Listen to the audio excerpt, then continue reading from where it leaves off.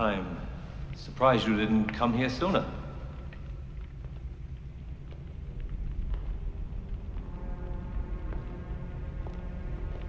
It's not an easy thing to meet your maker.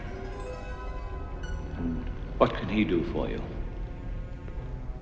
Can the maker repair what he makes? Would you like to be modified?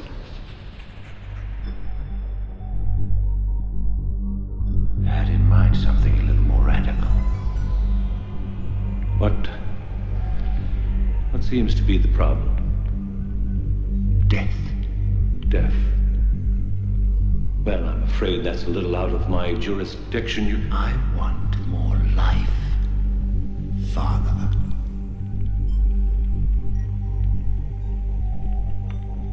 The facts of life. To make an alteration in the evolvement of an organic life system is fatal. A coding sequence cannot be revised once it's been established. Why not? Because by the second day of incubation, any cells that have undergone reversion mutations give rise to revertant colonies like rats leaving a sinking ship. Then the ship sinks. What about EMS recombination? We've already tried it. Ethyl methane sulfonate is an alkylating agent and a potent mutagen. It created a virus so lethal the subject was dead before we left the table. Then a repressor protein that blocks the operating cells. Wouldn't obstruct replication, but it does give rise to an error in replication so that the newly formed DNA strand carries the mutation and you've got a virus again. But all of this is academic. You were made as well as we could make you. But not to last. The light that burns twice as bright burns half as long. And you have burned so very, very brightly, Roy. Look at you. You're the prodigal son. You're quite a prize.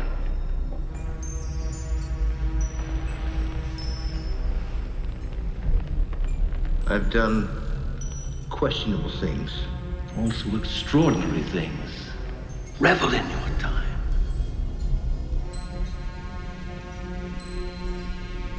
Nothing the god of biomechanics wouldn't let you in heaven. Hey, I'm Kyle. Thanks for joining me and Andy for the Legendary Creature Podcast. So, if you're listening with your kids or your conservative grandma, maybe don't, because we swear. Or you can check us out on YouTube, because hey, that's no place for conservative old women or children. Fuck yeah. Sorry, Come. All right, let's do a podcast episode. Let's do a podcast.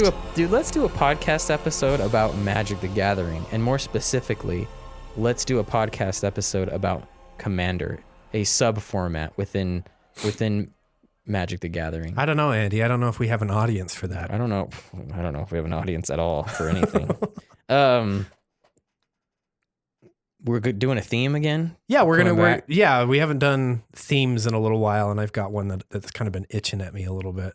It's been itching at me since the beginning of time. Are you bringing your personal experiences into this podcast right now with your gaming thing? Is that what's about to happen? You know, because you've been struggling with something. Yeah, you've been struggling. I got to unload things. I'm going to lay out on the couch here. You get your tablet ready to take notes. Yeah, dude, I do. Do therapists use tablets now? How impersonal, right? Well, impersonal. The one that I went to most recently, she just used the yellow notepad. She's old school. Yeah, she had. Yeah, I mean, now I have to wonder about how 50s. up to date she is with the latest in psychology. He'll be like, "Where's your iPad?" I don't know. She had a shit ton of books though, so if that means anything to anybody.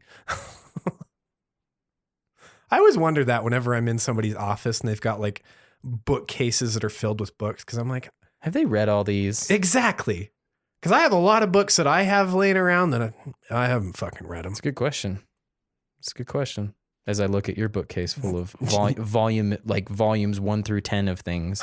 Right. Right. There's a bunch of books over there that I haven't read. I just don't keep books I read. Like once I'm done, they're gone. Like I don't really revisit them. It's one of the few things I keep. I don't. They become cumbersome after a while. They do. They're the worst thing on planet Earth to move. Speaking of cumbersome, Amina 2. Amina 2. Good God, man.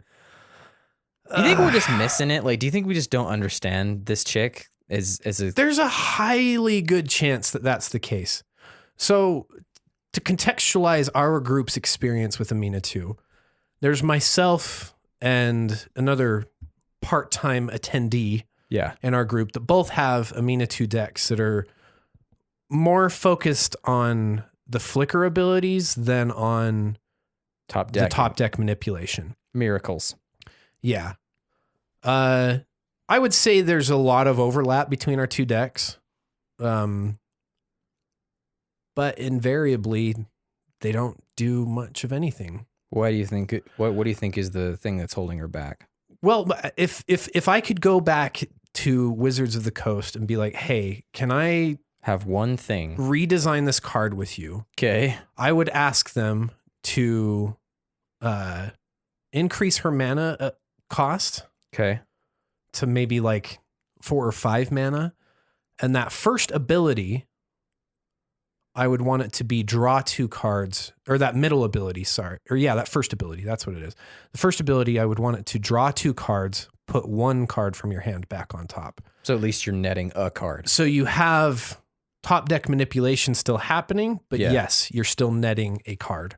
So hang on, let's just say who Amina 2 is. So let's read her Amina out. 2, the Fate Shifter, is 1 white, a blue, and a black. She's a 3 loyalty planeswalker. To increase her loyalty by 1, you can draw a card, then you must put a card from your hand on the top of your library. And then you can bring her down in loyalty to exile another permanent you own, then return it to the battlefield under your control. And then her ultimate ability is that you choose left or right, and each player gains control of all non-land permanents other than Amina 2, the Fate Shifter, controlled by the next player in the chosen direction. So pretty much like it's that one part in Alice in Wonderland where they all just change seats for no fucking reason. Yeah. So yeah, exactly. That's kind of what's going on. Except for you hang on to Amina 2, and then I guess the synergy here is that if you continue to use her negative, the ones that you own that you did give away can be brought over. Yeah, because somebody else controls them, but you're still the owner. So you can, the intent there being, I guess, that you should over time gain advantage over everybody. Can I kind of try to evaluate this a little bit for you? Like, please. And just you either agree or don't agree with being behind it. So about her up 1 loyalty, I agree that you're not getting any new information. My experience playing with her is that you feel stalled with that ability. Yeah, like it could be worse. It could be just put a card from your hand on top of your library. Like that would be unplayable. Like at least top deck manipulation ever. I don't know. I'm trying to think of like how to make it not broken, because drawing 2, I think she'd have to be more mana. Well, that's what I'm saying. I would want her to be 4 or 5 mana to cast her. So you have this later than turn 3. You would have to pay a cost for that to happen. Okay. And that would be my solution, is that she has a higher CMC. So thinking about cards that just take advantage of that effect, going to her signature cards, you'll find them right away. Like I think really people are looking, like Terminus is her number 1 signature card. And normally this effect is 6 mana. It just says put all creatures on the bottom of their owner's libraries. But if you happen to have the miracle, meaning you may cast this card for its miracle when you draw it, and it's the first card you drew this turn, you can just pay 1 white. Yeah. So let's walk through this. Turn 3, she's out. Yeah. You do the ability, you top Terminus, and then I guess turn 4, you can just shove all the creatures that have developed so far. But what's there on turn 4? Right. So what are we worried about on turn 4? Like, yeah, we took down some mana dorks, maybe some of the early maybe commanders. Now the commander, some of the commanders are now rezoned. Entreat the Angels. This on turn 4, it normally would be half the cost plus triple white to get X amount of 4/4 white angel creature tokens. So it's usually X, angels. X, white. So the miracle version, everything's kind of reduced. So the color requirement's reduced to 2 white. The miracle is now just X. Yeah. So we would get 2 angels. We would get 2 angels in that case. Yeah, we're talking like just raw mana. And that's not backbreaking at that point. Like, yeah, I mean, you have 8 damage potentially, but it's not amazing. I don't think it's what people envision for the card. Right. And then Devastation Tide is that you put all non-land permanents into their owner's hands, including her. She'd get bit by that. Yeah, she would go. So, but that may be okay. But it's up in loyalty. Yeah. Like we're going in an upward trajectory. Yeah, so you're removing her from her ability to get to that ultimate if you're doing that. Like, yeah. So those that right there says to me that the commander's design is confused, right? If there's stuff like that happening. Yeah, and I think the other one on the far end is like the Temporal Mastery. Like it's normally 7 mana. Yeah. You take an extra turn after this one and exile Temporal Mastery, or you can pay 1 in a blue. So you just buy an extra turn at some, and this, I'm guessing, I guess what I'm feeling from this is that in the mid game when she's out, you're not, my whole point around this is the cards that you want to see at the top of your library, they're cards you actually kind of want late. You want Terminus late. Right. You probably want Devastation Tide late. Like let's say like she's taken some pressure or some hits or something like that. You want definitely Entreat the Angels when you have a lot of mana to make something more impactful than just 2 4/4s. You want to do Temporal Mastery your one and only time because it gets exiled later in the game. Yeah, because you if want it to happens, untap with more mana. Exactly. If it happens on turn 4, that's half your mana. That's half your turn just to get Temporal Mastery for the miracle cost. So now you can cast yourself. So these things are just they're kind of just gumming up your hand because you keep putting them back, or keeping them in your hand or whatever. And then, like anything that kind of comes along. And then, all right. So just kind of revisiting her middle ability, which I feel like is the simplest way to get value from her. It's to blink things. Yeah. So you put a lot of things that have enter or leave the battlefield triggers on them. Yeah. So things like the Snapcaster Mage show up in her signature area. Yeah. It's a reprint. Sorry. But signature that's something area that is you like would the want. Mole Drifter. Yeah. You down her to draw 2 cards. You blink your Mole Drifter. Yeah. He's 5 mana to get that effect rolling. I'm just kind of thinking you want to just do the Baleful Strix because it kind of doubles as a good blocker. Probably. The Felidar Guardian, when it enters the battlefield, you can kind of just double. It's a combo piece. I think that's it. I think it's like kind of a creature. Oh yeah, Cloud Blazer, which is just a you would do Mole Drifter, Cloud Blazer. You can definitely. Pick when it comes to ETBs, like pick them. You could put in the Peregrine Drake and the Archaeomancer and all kinds of different things to kind of do whatever. Yeah, I don't know. Like just kind of what I've observed is watching you and Chris kind of maneuver things around. I'm not really worried about miracles. No, I don't know. Like a board wipe's a board wipe. Like Terminus isn't the worst board wipe. But like what people are threatened by with Amenatu is that ultimate.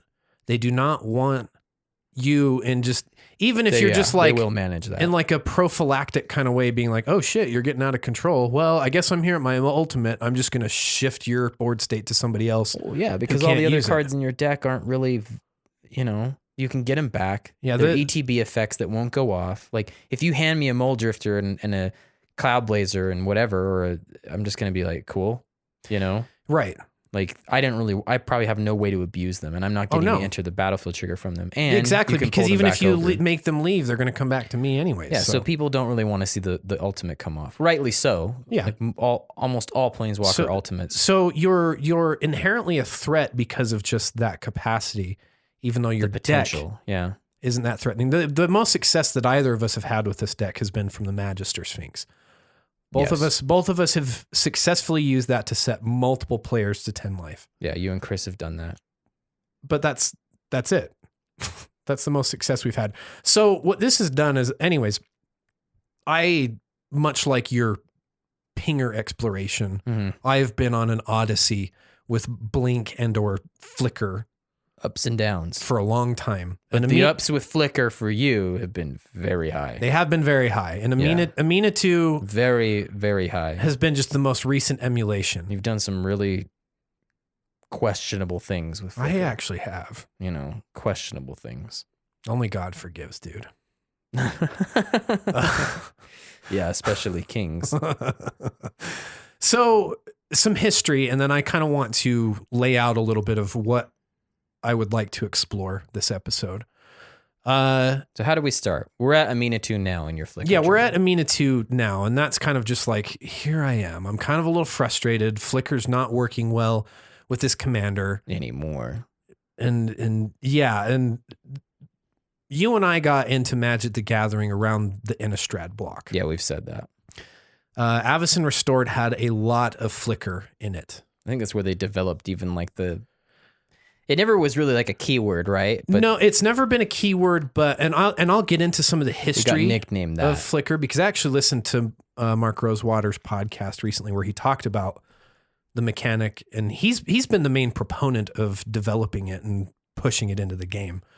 Like he wants it to be kind of an evergreen effect. Like he wants it to, like there's other designers that have been skeptical about it apparently, but he's been a big fan of it. And I kind of want to talk about the perspective he shared on how he sees it functioning and how maybe that can impact the way we see it being used in Commander. Okay. But it was heavily pushed on us in Avacyn Restored. The Restoration Angel was there. There were plenty of cards like Cloud Shift. I think Ghostly Flicker was in that set, if I recall. Conjurer's Closet. Conjurer's Closet was there. There was also like a smuggler or something that did the same thing. Yeah, there was a smuggler, the Deadeye Navigator, Deadeye which Navigator. is, like probably the biggest deal card in this whole thing. So I got really into it. There was later that year, there was the Thragtusk was in the core set. Oh yeah. Dude. And so there was a standard deck that was using the Restoration Angel and Thragtusk. Yeah, that standard was play Restoration Angel or Thragtusk or don't win. Yeah. So we had Felidar Guardian or whatever in. Oh yeah. That was a Flickr thing a little bit. Exactly. And so Shahili or whatever. Then we started playing Commander. And shortly after we got into Commander 2013 came out, and we had Rune of the Hidden Realm that came out. And that kind of got into, okay, let's do some Flickr Blink type stuff. And then Brago, not too long after that, kind of came out with Conspiracy. And Brago is where I felt like I got to perfect the Flickr experience for myself. And I think everybody else has learned that since then. Yeah. And now Brago has a reputation, which is why I moved to Amina 2, because I was like, I can't fucking play Brago anymore. Man, Prince must either be feared or loved. Yeah, and so Amina 2 was kind of to me like, okay, here's something that's a little less broad, but that can maybe still do it and adds a color, so I might have some other interesting effects that I can throw in here. But let's talk about what Flickr is mechanically, because like you said, it doesn't have a keyword, and so it manifests in different ways. And I kind of like to think of it as being sort of on a spectrum, on like the introversion, extroversion spectrum. Okay. So you have what Morrow calls fast Flickr. And so cards that do this would be stuff like the Restoration Angel. So they're things that exile something from play and it immediately comes back to play. Okay. These are the extroverts of Flickr. They just have to go to the bathroom, they pop out really quickly, and they come back in. They're back in the fray, right? Other cards that might, like the Deadeye Navigator is obviously another one that does this. That's a fast one too. Yeah, this is just also fast Flickr. So it's out of the way. It allows you to kind of play around with the stack because it's gone. Yeah, because you can quick flicker the thing. Like, exactly. In response, it suddenly wasn't there for a second, so the target fizzes and then it re-TBs and it's exactly. It's back there, and obviously, like because it's fast Flickr, something like the Deadeye Navigator is abusable. You can use it to combo. Because it's immediately back into play. Combo is anything that untaps your lands. Exactly. Specifically the Palancron. Yeah, and we'll get to that. But then we have what you might call slow Flickr, which is I think there's a couple ways that this manifests in the design of cards. One of them is that it's at sorcery speed. And so an example of this would be Void Walk. So it's 3 and a blue for a sorcery. Exile target creature, return it to the battlefield under its owner's control at the beginning of the next end step. It has Cipher. Well, it's really slow in that it doesn't come back till at the end step. So it's you doubly have to slow. Sever your turn. Yeah, it's doubly slow because that card is at sorcery speed. Yeah. And then as you put it, it comes back at the end of the turn. You have to give up the rest of your turn to get it back.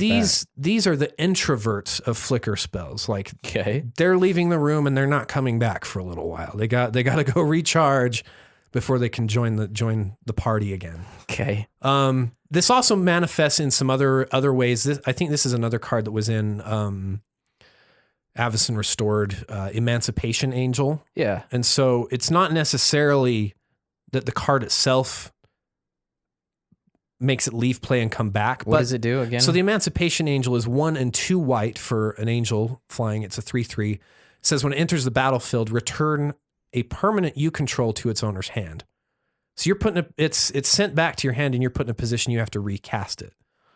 But it kind of has functionally this similar effect of being able to kind of flicker something. Yeah, you do have to recast it, but it's sent back to your hand. Palinchron kind of similarly, kind of you could kind of put in this classification since it has the activated ability, you can send it back to your hand, right?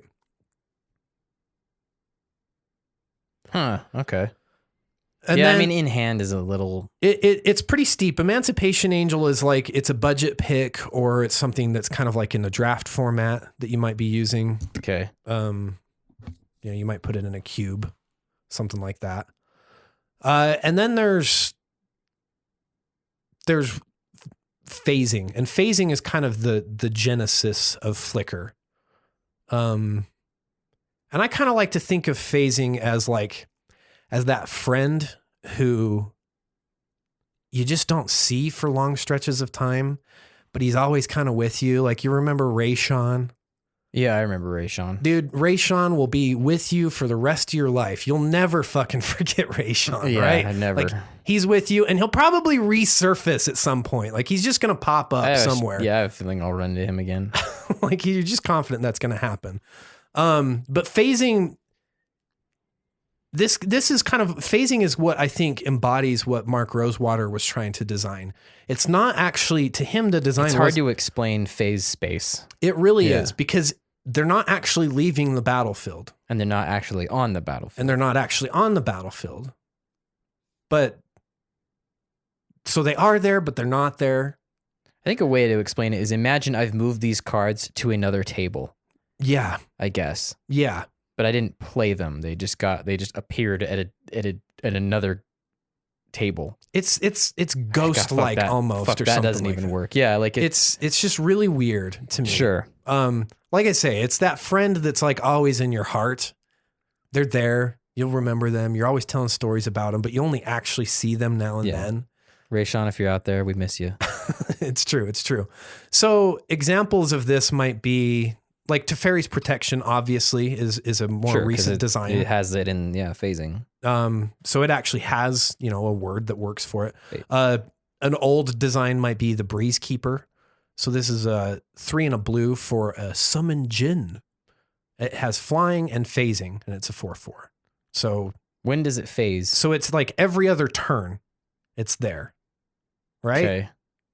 I think is how that works.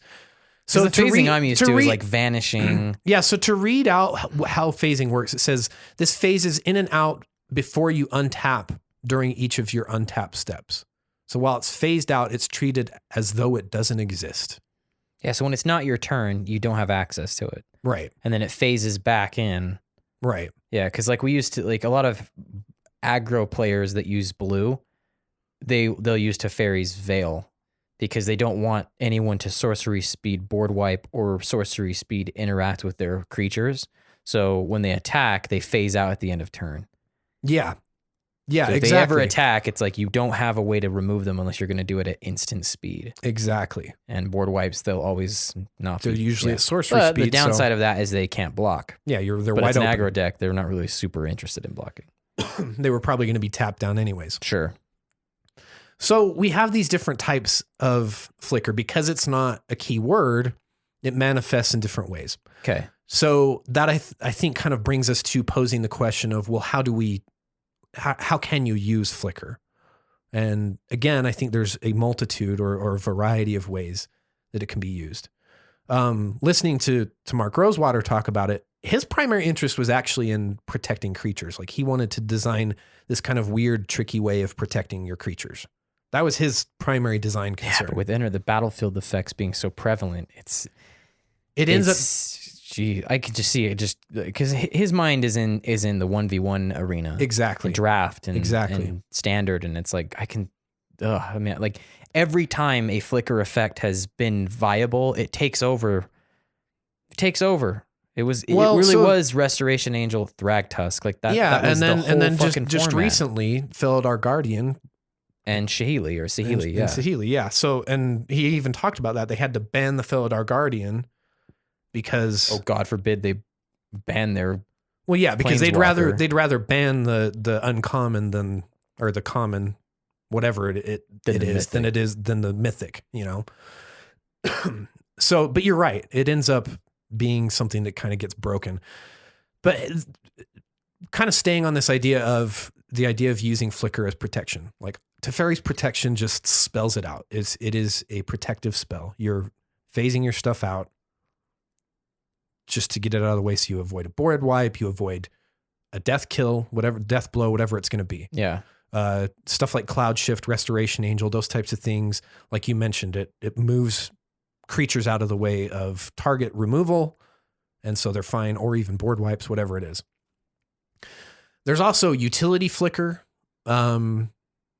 So I would consider these cards like Conjurer's Closet. Conjurer's Closet happens at the end step, right? Yeah, you just want to get extra. You're looking to abuse ETB. Yeah, like that is specific to abusing ETBs. Or Riku, which is an ETB. I think Astral Slide is another one that I think I would consider a utility flicker type tool, I guess. Yeah, I mean, yeah. You have experience with Astral Slide. Yeah. I think we'll talk about that a little bit more this episode. Sure. Identity Thief, I think, is another one that's kind of what I would consider utility flicker. Really? I think so. What does that do again? So it's 2 and 2 blue for a shapeshifter that's a 0/3. It says whenever Identity Thief attacks, you may exile another target non-token creature. So even your own. Yeah, yourself included. If you do, Identity Thief becomes a copy of that creature until end of turn. Return the exiled card to the battlefield under its owner's control at the beginning of the next end step. I can see some tricky stuff with that. So I've put this in my Unesh deck. I don't think I've used this, but the intent being that I'm exiling one of my Sphinxes. This creature, this Identity Thief becomes a copy of that Sphinx. It has now evasion because it's a copy of a flying creature. Gets through, and then that Sphinx comes in and I get another trigger. Kind of a utility way of trying to use flicker. I'm getting additional ETB triggers out of utilizing the flicker that's here, the blink that's here. And then, of course, there's comboing. And most of that's going to function around things like the Deadeye Navigator, and as you mentioned, like a Peregrine Drake or Greatwell or Palancron, things like that are going to give you infinite mana, or you could create infinite ETBs with something like an Altar of the Brood, stuff like that. Yeah. Fiend Hunter is another thing you can be doing where you could kind of abuse doing some kind of stacks thing, some sort of thing where you abuse the stack in order to permanently exile something. Yeah, you need a sack outlet. Yeah. So, yes. What is just speed abuse? Like the fact that you can abuse the speed at which things are happening. Yeah. It's just kind of, or not abuse, but, you know, playing the stack, man. Exactly. And then, of course, like we've mentioned, like the ETB, so enter the battlefield and leaving the battlefield effects.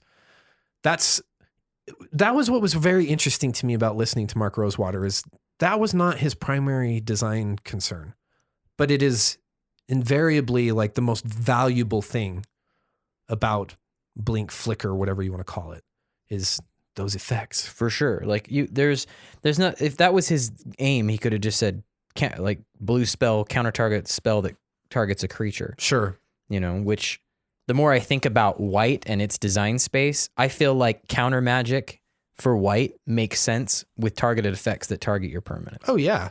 Like white already is supposed to be a defensive color, and yet it doesn't have a way to interact with blue effectively outside of the 2 counter spells that it has.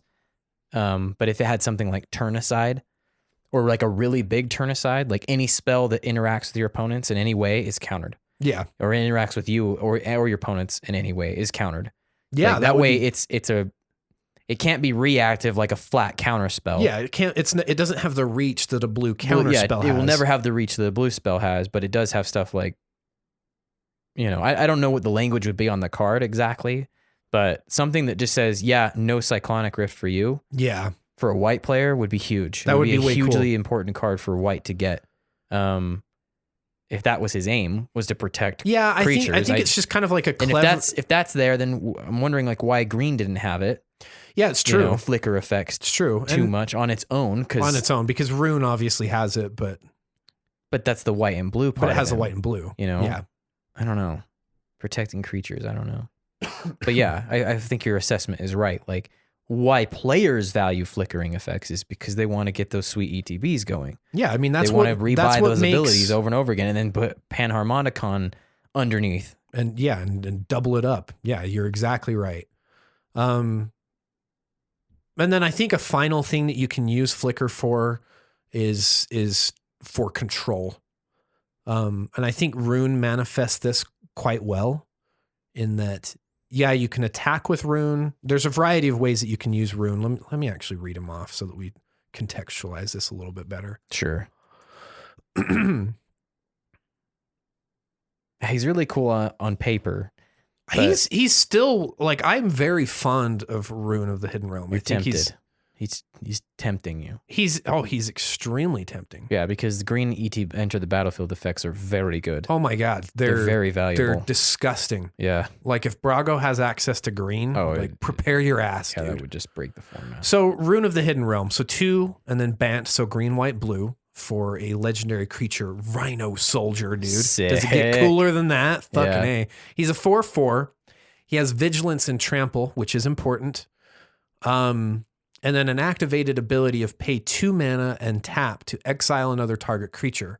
Return that card to the battlefield under its owner's control at the beginning of the next end step. For some reason, every time I see Rhino anything in Magic, I have to poo. I hear Brad's voice going, I need to poo. I don't know why he started saying that. Anytime he sees a Magic Rhino, I need to poo. And then you just inevitably think of some big giant pile of rhino shit. It's probably just some weird memory he had about being at the zoo and watching some, rhino move the earth in front of him, Anyway, keep going. I'll try not to laugh. You're just like smirking at me as I'm reading off Rune. It's funny, dude. Funny. It's funny.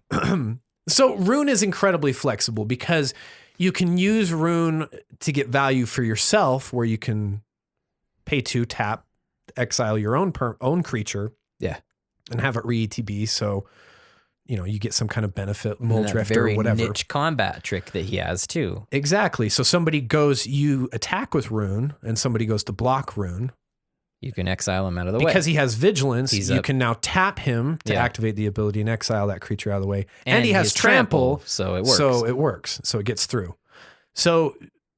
It's very interesting control, or you can, if you don't end up having to use him during your turn and somebody's got some batshit thing they're going to be doing with one of their creatures. Let me ask you something. You can remove it from play during their turn. Let me ask you something. Yeah. Do you think that we're smarter at deck building now than when this card came out? Oh, yes. So when I had this deck, I think I could build a way better deck than I had back then. Okay. I'm convinced I could. I feel like I could make a better Riku deck. Now than I could then. I'm sure.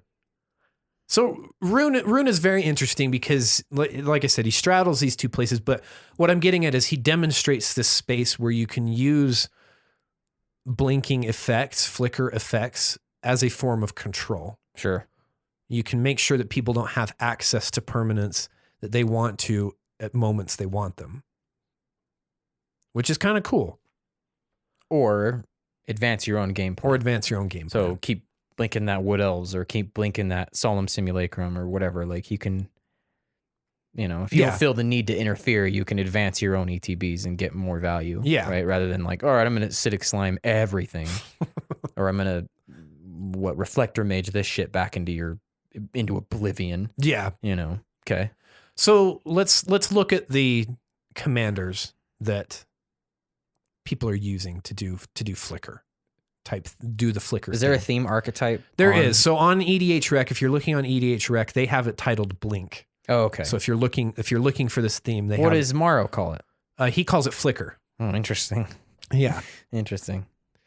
And that's the thing, is it doesn't have a keyword, right? Like there's the word flicker occurs in the names of a lot of these cards. And so I think that's kind of where he's just ran with it, but it's never been a mechanic. That it's not a flicker target creature. And right. then, like menace for the longest time didn't have a name, and now it's everywhere. It's on black. It's on red. Yeah, it's true. So, we just need to decide on nomenclature. God damn it. Yeah, I think we do. So let's look at the commanders, and then I don't know. I kind of want to evaluate further. Open some discussion a little bit further. So top commander for this is Rune of the Hidden Realm. Really? Yeah, a little crazy, right? I think that's surprising. Do they consider Brago to be Blink? So here's what I think's happening here. I think this is probably a misalignment of data, because Brago is number 2, but it says Brago has 566 decks that are classified as Blink decks. I'm willing to say what decks are every out there? Deck that Brago is the commander of is a Blink deck. Yeah, it's in his language. Like it's so however many thousand Brago decks there are, those are all Blink decks. So let's just, for all intents and purposes, saying Brago could be a Blink focused commander is saying like the ocean is a place where some fish hang out. Right. Brago is a Blink commander. So let's just say both statements are true, but very understated. Yeah, let's just say Brago's the top one, because he is. Because all Brago decks Blink. Yeah, and more Brago decks exist on EDH than Rune, right? Yeah. He's a way more popular commander. Yeah, so if we go to Rune's page, there's how many exist? Period. Flat. Rune. This is saying 711 Rune decks. Yeah, okay. There is no way. There's no way. He easily has more than 700. Oh wait, no. This is let me get all here. So they're all Brago decks. There's 2,300 Brago decks. There's 1,641 Rune decks. Okay, yeah. In all. So yeah, Brago is the top. Next we have Ephara, Lavinia of the 10th coming in at number 4, and then rounding up the top 5 is Derevi, Empirical Tactician. So it makes sense with Lavinia of the 10th to build. She to me is a Blink target. She is a Blink She's somebody target. you want to Blink. So to me, that's saying you build a Blink package into the deck with the purpose of blinking your commander. Good luck with that, Commander. Good Lord. Yeah. Getting enter the battlefield effects like consistently with commanders is difficult. Save Derevi. Well, but that's because he's a cheaty bastard face. Right. With his cheaty McCheat sheet, activated ability. So I want to pose a question to you, Andy. Okay. Why would you use Flickr in a commander deck? Why would I use it? Yeah. Well, I think I've already said it. Like I would use Flickr to abuse enter the battlefield effects. Okay. To what end? Either advance my resources or control the resources of others. Okay. Like effects that I'm interested in are they enter the battlefield, destroy something. So like acidic slime. Yeah, like a ravenous chupacabra. Yeah, like really a ravenous chupacabra. Things like the solemn simulacrum. I eventually just get more land. Yeah. Some of them that Brago has, like the reality acid and things like that. Yeah, like removal. And then I guess like if you're asking Andy, I really would like a Perforos present during any flickering. I would really like, yeah. Because it's finishing the game. Yeah. But I don't have any options there. Everything that you listed as far as Blink, like I can't think of a red commander that cares about blinking. And the hoop you have to jump through, like let's say I think the way to try to get color identity in on a strategy is look at partners. That's a way to do that. So that's a really good point. We don't really have we don't have any partner commanders that care about blinking effects, do we? Not that I can think Yeah, so I'm thinking like if I'm trying to include red into Andy's Blink deck, it's Bruce Tarl, which is he likes combat with double strike. It's Akiri Lineslinger who likes artifacts. specifically you controlling artifacts. Yeah. Vial Smasher, who just likes you to cast spells with a higher ended CMC. Which is, it's not that it's against the idea, but when you're doing a blink flicker strategy, you're not casting as much as it feels like. Then there's Ludwig, who, it just, I mean, it's card draw. Like, it's card draw if someone else loses life. And then about there's Crown. He just cares about your opponent's casting more than one spell. Am I missing any? I think that's all there's of them. Tana. Oh, well, yeah, she's combat oriented too. Yeah. Specifically, trying to go wide and get more tokens, or make her really big and get even more tokens. Is that all of them? There's 6 of them, right? I think that is it. I mean, well, anyway, none of these care about enter the battlefield effects. they're None not of these helping help me get along. Yeah, they're not helping you. So, subtract red. It's those things: removal and advancing my own game plan, like either card draw with a Mold Drifter or ramp with like the Solemn Simulacrum or Wood Elves or something. Yeah, I agree. Okay.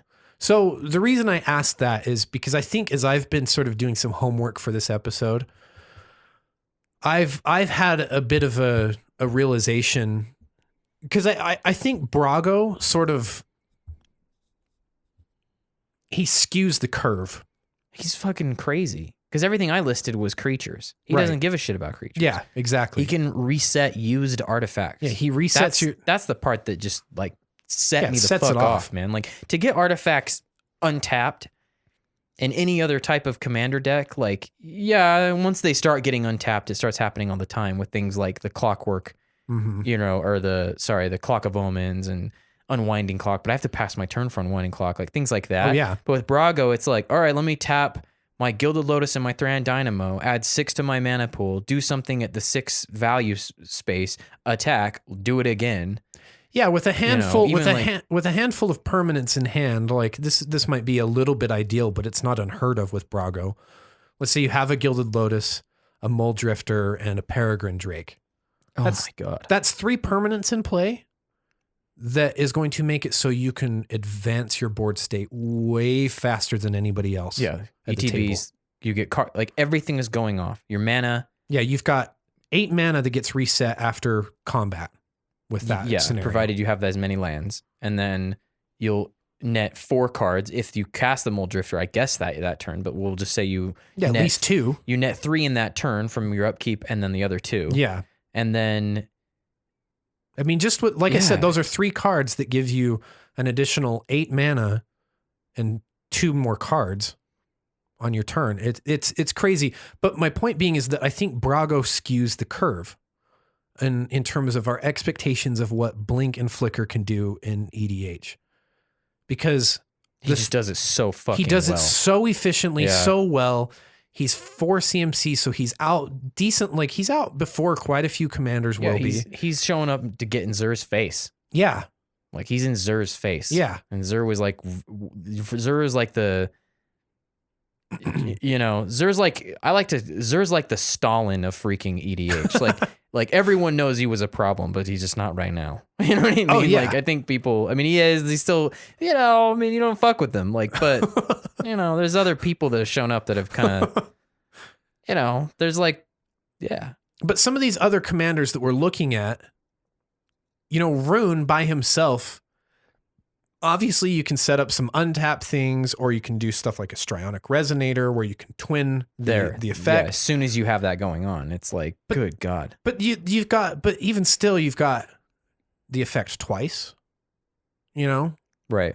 Whereas Brago's, like you said, everything that you have in your reach. Yeah, the lowest baseline for Brago, like if you're playing as nice as you can with Brago, is way higher. It's operating at a way higher altitude than even the most yoked out Rune deck. So, and Amenatu, I guess. Yeah, exactly. And Amenatu has she's not even on the list of their Flickr commanders. Yeah, she's number 6. She comes in after Derevi. Okay. So number 6. Ephara doesn't have Blink built into her. Obviously, there's plenty of stuff in the colors to do that with, but yeah, Ephara and Lavinia, that you have to build it into the deck. It's not built into the commander, and so you've got to make it happen. Yeah, the hoops you're jumping through for those two are different. Like, Lavinia's asking you, she's basically saying, blink me, daddy. And then Ephara is saying like, I just want to see somebody blink. Yeah.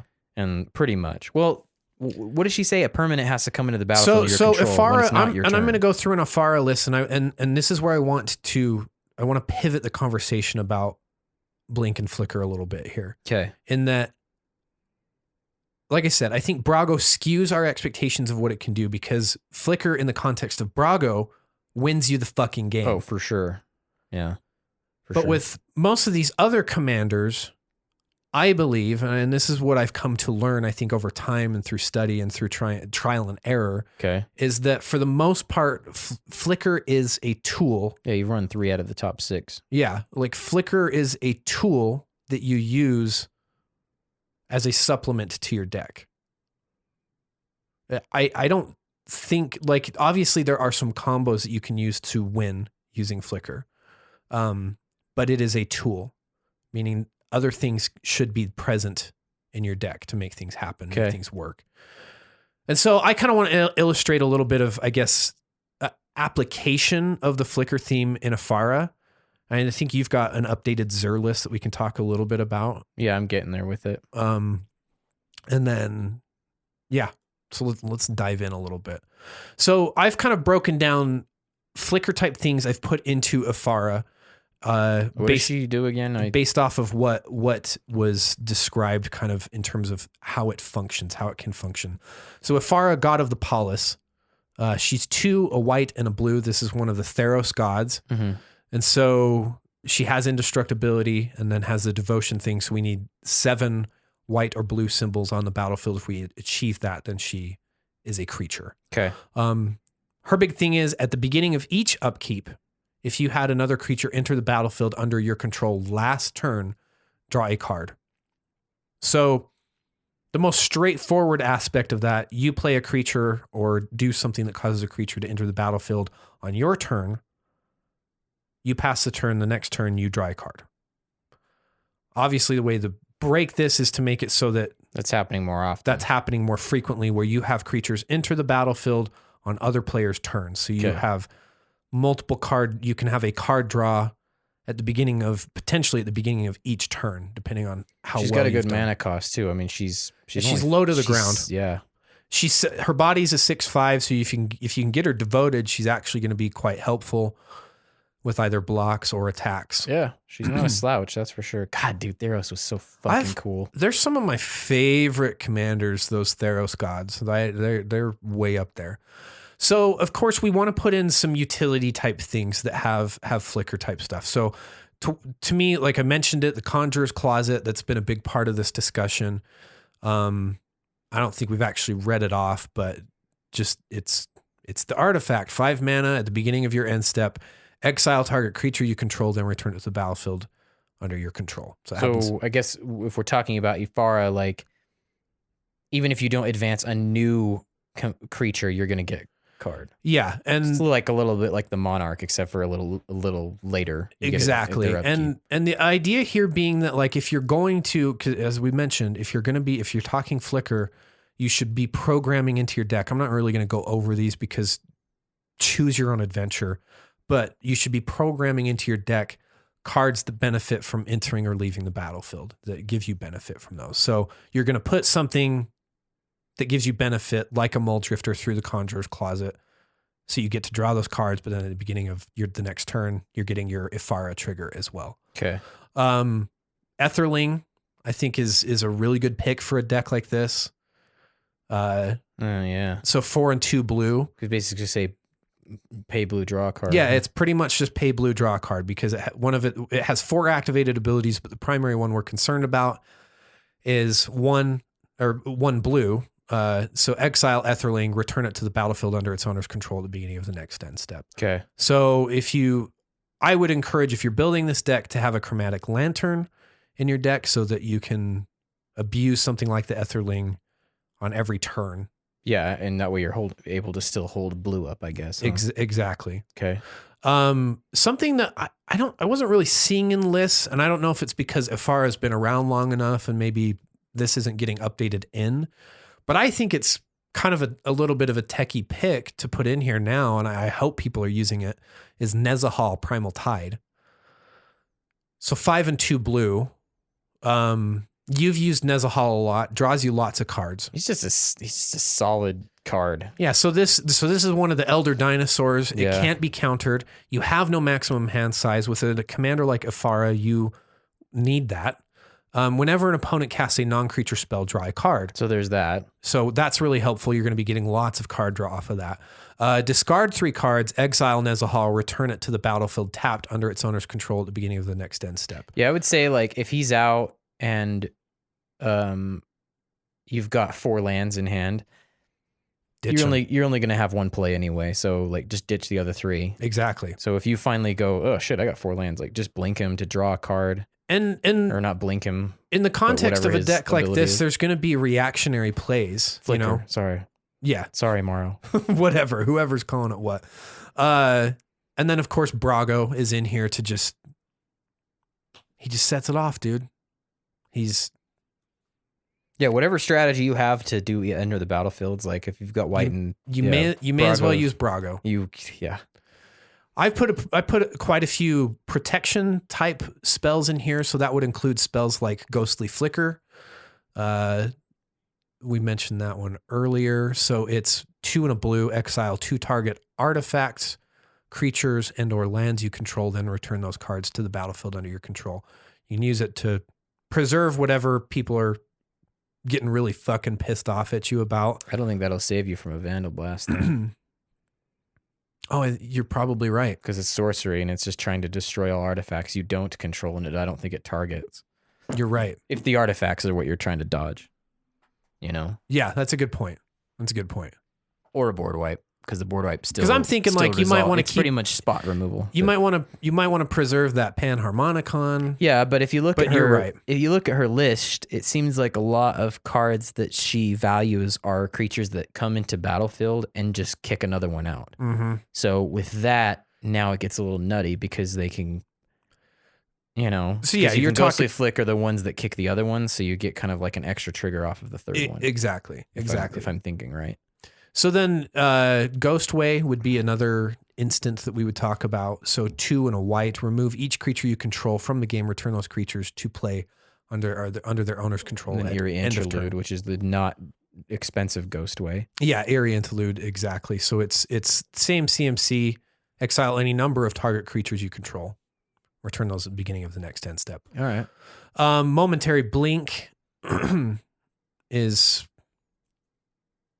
This one has flashback actually, so it's CMC, so it's 1 and a white, exile target creature you control, then return it to the battlefield under its owner's control, and it has a flashback of 3 and a blue. To do it again.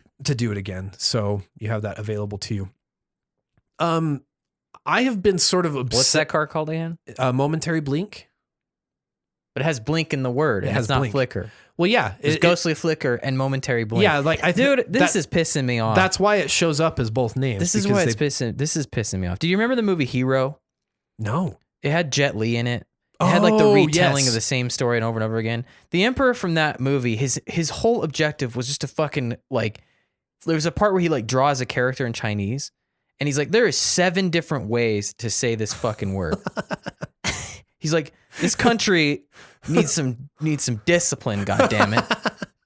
Like he was willing to kill people to get that number closer just to 2. Like we just need to narrow it down, dude. People, yeah, he was massacring and committing genocide on a whole group of like that. That's what he just to get it down, man. So he convinced the guy in the end, dude. Jet Li was like, shit, you're right. That is really fucking annoying, actually. I came here to kill you, but yeah, no, because in the end he like ends up just like siding with the Emperor. I think it's been a while since I saw that. That's really funny. Really funny. So we're gonna pick a side, either Flicker or Blink, and everybody else is dead to us. Pretty much.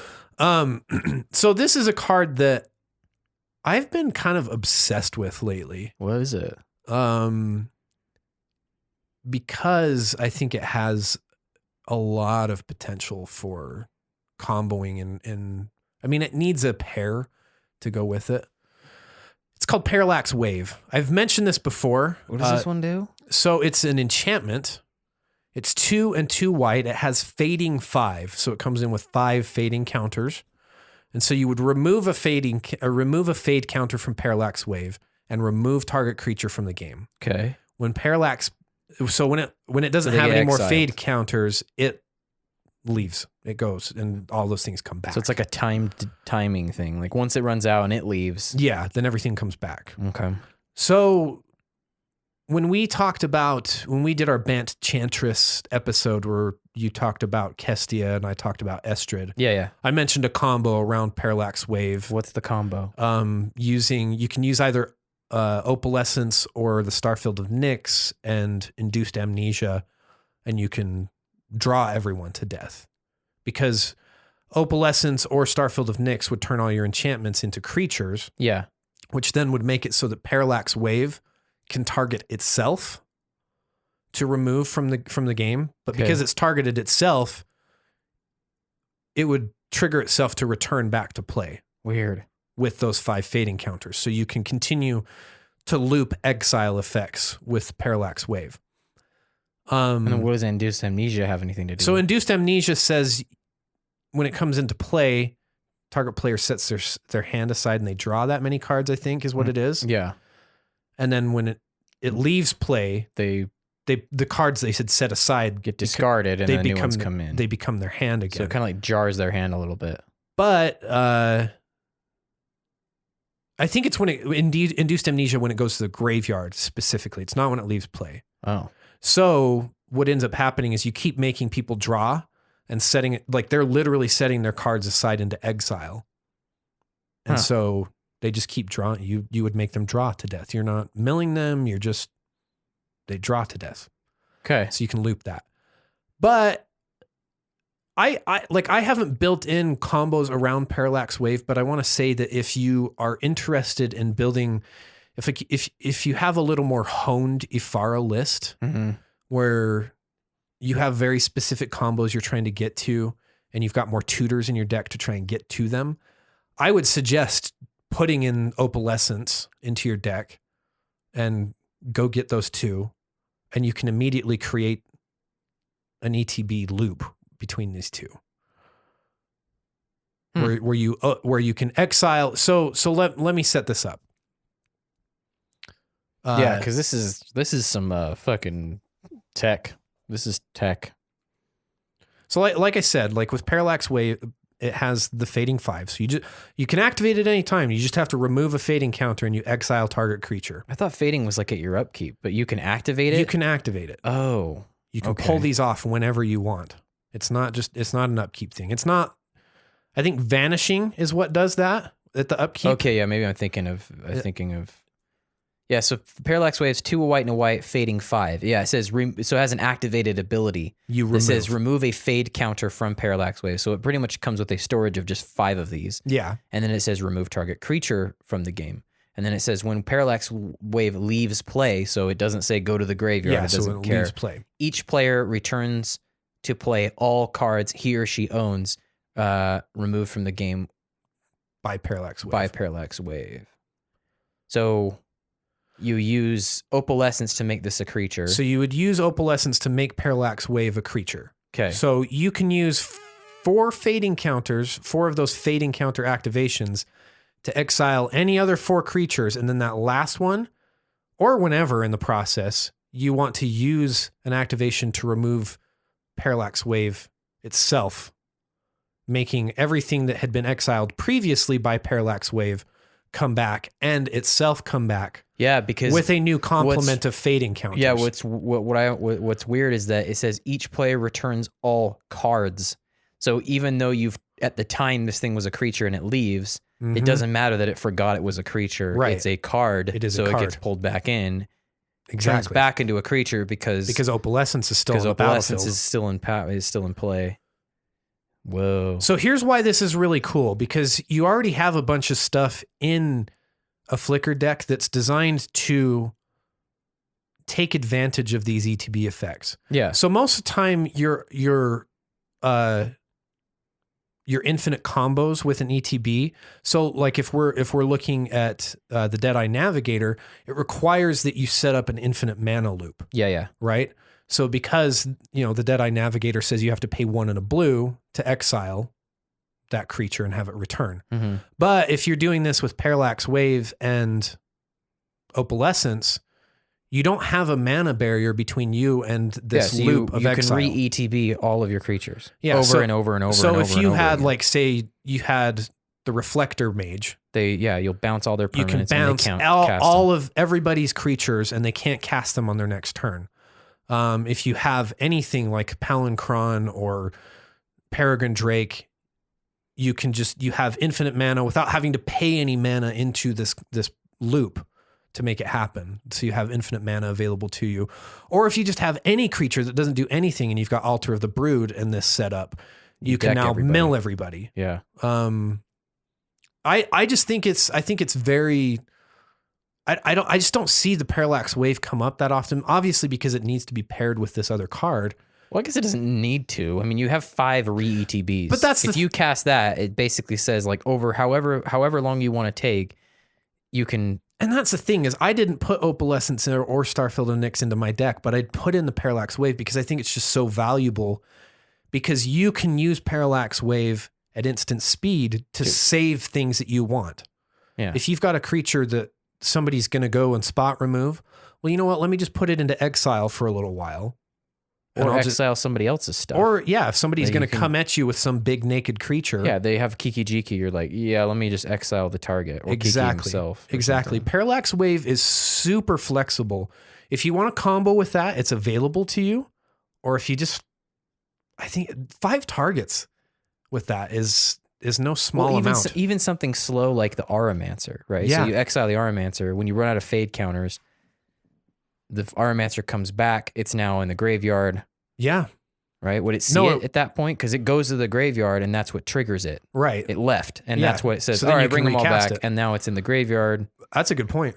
Then you just pull it back. Yeah, you're right. You know, that's a slower way. That's a slower way. But Monk Idealist does the same thing. Yeah, you're right. I think Parallax Wave is just, I don't know. I've been obsessed with this card lately. I've been trying to push it on people when I can. And I just think it's a really valuable card. Dope, dude. But this brings me around to, and I would just kind of want to like wrap up my deck list so we can talk about your Zur list a little bit. But just the combo stuff, like I don't think it's necessary for me to go over it too much. Like people are familiar with Deadeye Navigator and Palinchron. Like you can set up infinite mana loops with something like Ephara. And then it basically like you're putting yourself in a position where you combo out a win. That's the point of Ephara is, and this kind of brings me to, I guess, what I was talking about with the skewed perception Brago's given us. The blinking or the flickering that we're using in Ephara, it is a tool. It is one thing we can use to get card draw triggers, and it's one thing we can use to control the board and protect our own assets. But it's not the thing that's necessarily going to win us the game. Okay. And so what you're going to see when you go look at Ephara is, there's a lot of stuff that's abusing Flickr, but there's also a lot of creatures that have flash, and there's a lot of activated abilities for creating tokens. So like Heliod or Oketra. Mobilization. Sacred Mesa, Luminarch Ascension, things that you can activate on somebody else's turn to have a creature ETB to get that card draw from Ephara. And so to me, that sort of highlights that Flickr is a tool. It's something that Ephara uses as a tool, and I think Ephara exemplifies this. It's a really powerful thing in her list, but it's not the thing. It's not the only thing. Okay. So you've got an Astral Slide list. Yeah, I mean, it was one of our earlier episodes, like back with our old equipment even. I don't know if you want to talk about that, if there's anything that you have to add. Yeah, because you've been exploring that list recently. Sure. So with you talking about Flickr, I was like, yeah, that is my only Flickery type thing. I think the only thing I have going on where I've wanted to, I think the mistake I made when I built it was I didn't value the enter the battlefield effects enough, actually. Interesting. I was more into having cards that had the flexibility of, so a lot of the so to kind of frame the deck around what Zur wants to do. For reference, Zur the Enchanter is a white, a blue, and a black. He's a very well-known commander, but he's a legendary human wizard. He's flying, and he says, whenever Zur the Enchanter attacks, you may search your library for an enchantment card with converted mana cost 3 or less and put it into the battlefield. If you do, shuffle your library. He's a 1/4. So basically, whatever card that you want, think of any really valuable 3 or less enchant, you have access to it. There's some quirks with him in that he goes through hexproof because it's just put into play. So if somebody has, this is our example, like anytime I faced your Sigarda list, it was very easy to turn her into a waste. Yeah. Because it doesn't matter. It goes into play. Like there's weird quirks with that. It was the worst matchup ever. Yeah. I'm attacking. It's an indestructible bug. I'm attacking. It's a waste. So the second he attacks, he doesn't even need to finish the attack. He gets it into play. Yeah. So yeah, there's a lot of lists focusing on comboing with him, getting necropotents into play, drawing your whole fucking library, that kind of thing. Sure. But what you'll find also floating out there in the Commanderverse is the Astral Slide configuration for him. So Astral Slide is a 3-mana a 3-mana enchant, so it's 2 and a white. It says whenever a player cycles a card, you may remove target creature card from the game. If you do, return that creature to play at the owner's control at the end of turn. So it slow blinks any creature anyone owns when anyone cycles a card. Yeah. So the whole deck is built around having a ton of cycling effects, preferably 2 and less because of a card called Fluctuator that just kind of cancels out 2 colorless or generic mana from your cycling cost. So you cycle a card, it gets replaced because cycle just says draw a card, and you blink. Yeah. So to keep the combo low, if you have a Mole Drifter out and you cycle a card, you replace the cycled card and then you draw 2. Oh yeah. So you're seeing 3 new cards in hand. 3 new cards for that. For that one interaction. Cloud Blazer, 3 new cards and you gain 2. Yeah. Chupacabra, new card and you destroy a creature. Yeah. Paragon Drake, you untap some land and probably cycle again and replace the card. So it's got a higher setup than a lot of these Flickrs. It is a Flickr deck, like it absolutely is. That's why you don't see Zur on that list of Blink commanders, is he? Let me pull it up because he's not the commander. On the top 6 or whatever. He's not really the commander. Like, you don't want to forget him. You still want to have other tutor targets after you get Astral Slide into play. Maybe stuff that will protect your stuff, like Greater Aromancy, things like that, if you can afford that card. But things like that, you're looking to get. Aura of Silence. Like you are going to empty his. Oh yeah. You're not going to forget. You're going to use this trigger. But really, for mostly sure. it's using it to control the board. And then there was some cards that also were tutorable by him from Amonkhet that let you cycle cards and everyone loses 2 life and you gain 2 life. You cycle a card or you make a Drake, or you cycle cards and put -1/1 counters all over your enemies. So there's some play there.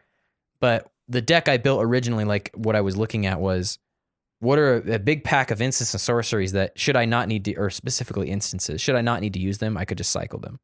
Oh yeah. But I didn't have a lot of effects that I needed. You were I can do all this cycling, but I'm not actually going to get anything. And then out the of other it. thing is it's mana intense. So I had things like the Noxious Gear Hulk, which he's amazing, but let's just get a Chupacabra. He's 4 mana. Yeah, exactly. I don't have to wait as long. I can have something out and removing maybe 2 or 3 creatures before that Noxious Gear Hulk even hit 1. Right. So things like that, or like the Grey Merchant. Grey Merchant will net me 3 every drop. Oh yeah. Because you would hope Zur is a president. Or if I went and grabbed Necropotence, it would be 5 every drop. So that'll move quickly. It's an interesting deck. It's definitely I would say the list that's on our Tapped Out, I wouldn't go off of that. I'm going to change it and update it because you can tell it's Andy being. You're getting a little cute. Well, yeah. So to put things into frame of how greedy I was. One of the primary win con in the deck was getting Solemnity into play. And also I should say there's a Solemnity Zur. I was telling you about this before. Oh yeah, exactly. Think about any 3 mana or less enchant and just strap legendary creature in front of it and get your gears going about if that was my commander. Yeah, because Zur Esper. can make it. And it's Esper. Think that too. So give it the 2 extra colors it doesn't have and just turn it into a commander that's an enchantment. So if you think I want Solemnity to be my commander, well, get ready for that fucking deck, because now it's I can avoid Undying. I can have Giralf's Messenger just endlessly slam everybody, or Giralf's Mind Crusher and just mill everyone out, or Glenelon under Archmage that will just counter wall people or whatever you want, or all of them. All of this can happen. Yeah. You know, or have a Glacial Chasm out and you're never having to pay that, and your Mystic Remora is never coming up, and it's actually a pretty compelling idea. But for me, the only thing I really cared about for Solemnity was, and to say what Solemnity is, it says 2 and a white, players can't get counters.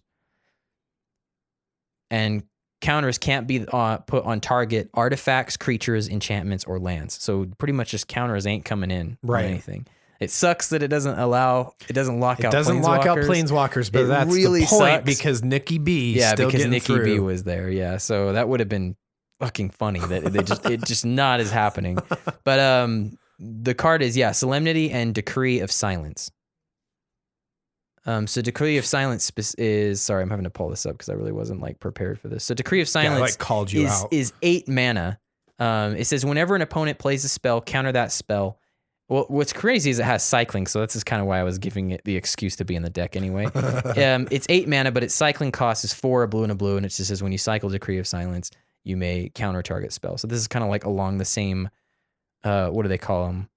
Arc of Decree of Pain. Yeah, it's good. They all have Corona the File Scott in there. Yeah.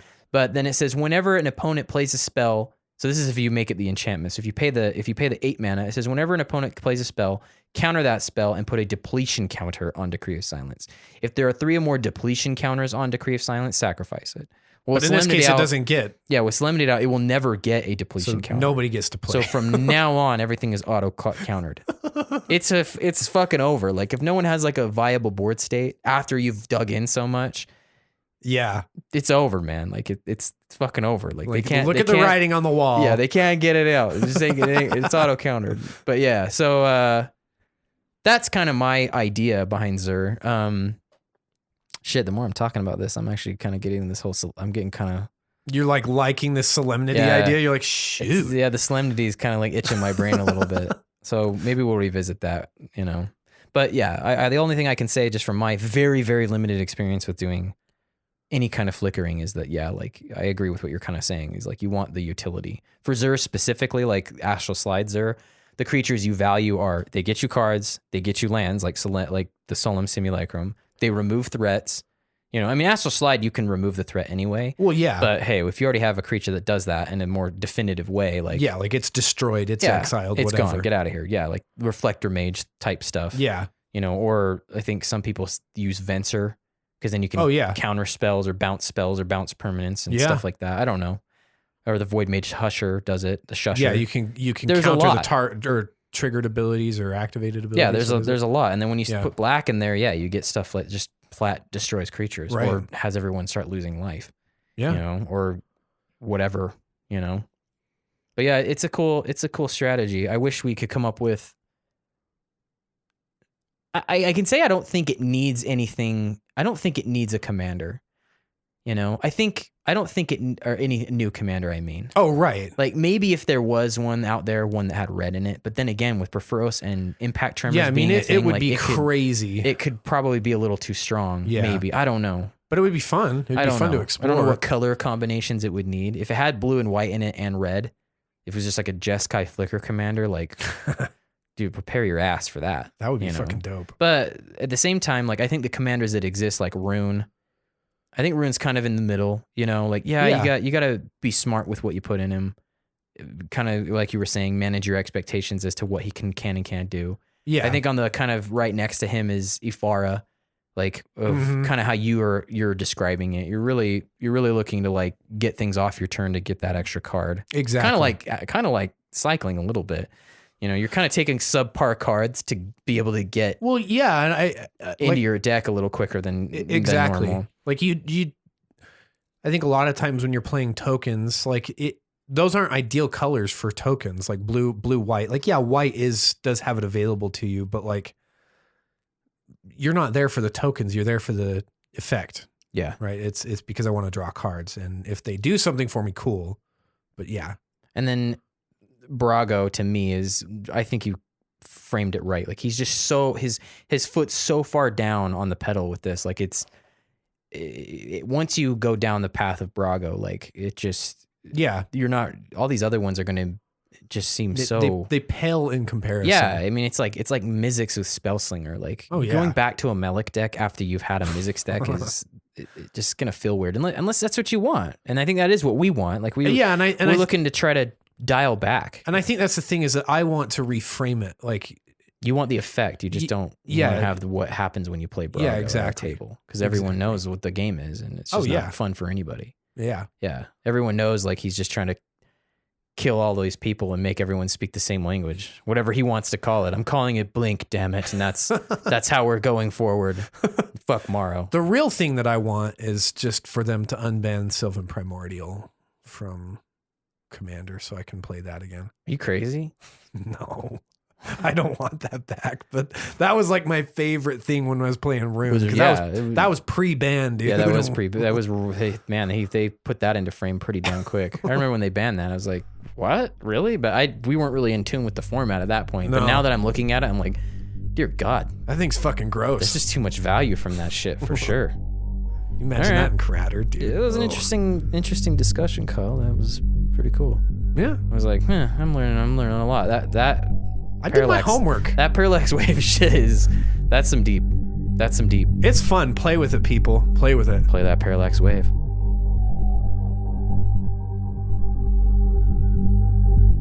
All right, there you have it. Flickr or Blink, whatever the fuck you call it. It's been a while since we've done a theme. Hopefully that was as fun for you as it was for me. It's been itching my brain a lot, especially since I've been trying to get that Amenitude deck to work as a Blink commander. Music this episode by the artist Protector 101. The song is Hatch from the album Solitary Star. If you haven't checked out our YouTube channel recently, please go swing by. We've been posting some gameplay videos. We should have another video coming out in the next few days. Shout at us on Twitter at legend_creature. And, we hope you have a good time until we blink back into your lives next week.